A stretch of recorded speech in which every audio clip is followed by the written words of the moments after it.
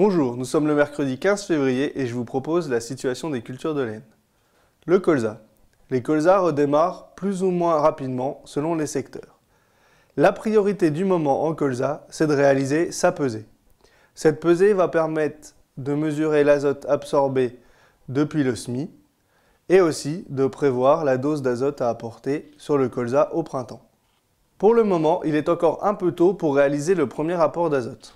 En effet, les conditions actuelles de soleil, de vent et de température fraîche sont favorables aux pertes d'azote par volatilisation. Il faut donc attendre la semaine prochaine avec peut-être un retour des pluies. Les températures froides vont aussi empêcher l'assimilation du soufre, donc l'apport de soufre est également trop précoce. Avec le redout actuel et des températures qui vont dépasser les 10 degrés en journée sur la fin de semaine, vous pouvez repositionner les cuvettes jaunes. Les cuvettes vont permettre de voir l'arrivée des ravageurs. Le premier à arriver vont être les charançons de la tige du colza.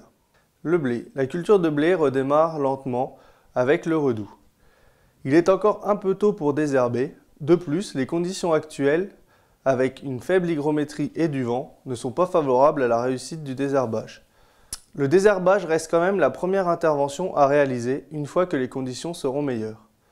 En effet, plus on désherbe tôt, moins on pénalise le rendement. Pour le moment, il est beaucoup trop tôt pour faire l'apport d'azote. En effet, les reliquats élevés vont même nous permettre de nous passer d'un premier apport. Les blés ne sont pas du tout en manque d'azote actuellement. On peut donc encore attendre facilement 15 jours.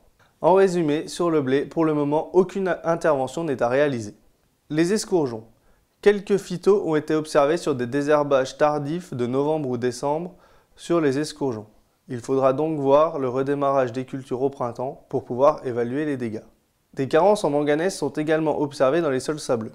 Il est encore un peu tôt pour apporter le manganèse car les températures sont trop fraîches et donc la culture ne va pas valoriser l'apport. Les cultures de printemps. Les sols ne sont pas encore assez réchauffés pour réaliser les semis, que ce soit d'orge de printemps, de pois ou de févrole. Il faut donc attendre encore un peu que les sols se réchauffent avant le semis. Je vous souhaite une bonne semaine, à la semaine prochaine.